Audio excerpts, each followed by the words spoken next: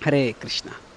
So we'll meditate on the second verse of the Sachituta Ashtakam. Nava Hema Yutam, Nava Nita Sucham, Nava Vesha Krutam, Harinama Param, Nava Dha Villasad, Shubha Prema Mayam, Pranamami Sachi Sutta Gauravaram. So, Nava Hema Yutam. So the golden complexion has already been mentioned twice. Nava Gauravaram and Nava Hemavaram. But now an additional point is talked about over here. Nava Hema Yutam. The word Yuta refers to the worship. So the golden complexion is worshipped. What is the point over here? For the devotees, the Radharani is the topmost manifestation of devotion. She is not just the topmost devotee, but she is God manifesting as the topmost devotee, and that's why she is worshipable. And when God himself takes on the form of a devotee, then that is not just a extraordinarily attractive manifestation, but that's also an extraordinarily worshipable manifestation. In fact, there are Vaishnavacharyas who say that our primary object of worship is actually Srimati Radharani. And we also respect Krishna because he is the husband of our supreme goddess. So Nava Hema Yutam. And then Navanita Shucham. So actually the complexion, and so there is complexion is basically the color of the skin. But then after that there is effulgence. What is radiated outwards. Now Navanit refers to butter. So normally butter is associated with the pastimes of Krishna. Krishna is known as Navanita Chora. He is the one who steals butter, the butter thief. So what does it mean when we say that there is the effulgence, there is the of butter? Actually speaking, we may not in our experience see butter as having any effulgence. But the point is that butter has, if it is made from pure milk, then it has a glow to it, it has a shine to it. So that shine is there. Now great personalities often have an aura around them, a halo. When we see the picture of Krishna, normally is depicted with a circle around it. That indicates divinity. But generally the halo is around the head. However, what Sarvabhauma Bhattacharya is saying over here is that Sri Chaitanya Mahaprabhu's attractiveness is so great that there is a halo not just around the head, but there is a effulgence which is there all around the body. So it's a captivating shine. In fact, this was one of the things that Sri Chaitanya Mahaprabhu used to attract the Mayavadis at Varanasi. Now when they were in a very argumentative mode, what did Sri Chaitanya Mahaprabhu do? He exhibited the Brahman effulgence, and through that he attracted them. So Sri Chaitanya Mahaprabhu normally had a very attractive effulgence, and in this particular case he further exhibited it to charm the hearts. Although the hearts of the Mayavadis were hard, still he attracted them. So Navanita Sucham. Then Navavesha Krutam. So here Sri Chaitanya Mahaprabhu as a sannyasi would always wear a very simple dress. But when he was living in Navadvip, so Sarvabhauma Bhattacharya has not seen these pastimes, but he's meditating on them. When the devotee meditates, the devotee doesn't meditate only on those pastimes of which he has experienced directly.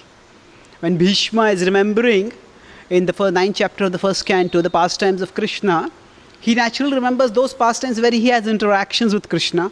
Krishna charging towards him with wheel upraised. But he's also remembering those pastimes where he was not present also. He's remembering how Krishna, by his presence and his charm, captivated and maddened the gopis. Unmadandha. So a devotee remembers the Lord in his multifaceted glories, not just in the glories of which he has personal experience. So here, Navavesha Krutam. So although Sarvabhauma Bhattacharya with his eyes never saw Chaitanya Mahaprabhu wearing new dresses, attractive dresses, but he's remembering and he is relishing that remembrance of how Sri Chaitanya Mahaprabhu must have dressed in beautiful ways when he was living in Navadvip. In Navadvip, Lord Chaitanya was acting, at least for the initial 20 years of his life, as a Pandita. And as a scholar, he had a charisma about him. And as a charisma, he would dress also in attractive ways. Harinama Param. So he chants the holy names, and he established the chanting of the holy names as the supreme dharma. And then Navadha Villasat Shubha Premamayam. So Navadha Villasat. Navadha, it refers to, it just means 9.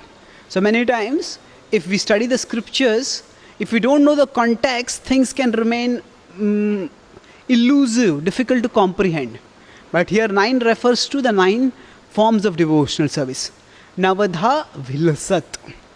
Now normally when we think that we perform devotional service to glorify the Supreme Lord. Yes, that is true. When we perform devotional service, our goal is to glorify the Supreme Lord. But actually the devotee who glorifies the Supreme Lord also becomes glorious. How does that happen? The devotee who tries to use, what devotees have some talent for singing, for speaking, whatever talents they have, and they use them for glorifying Krishna. Not only is Krishna glorified, but that glorification of Krishna sweetens that devotee's heart, and the devotee also becomes attractive.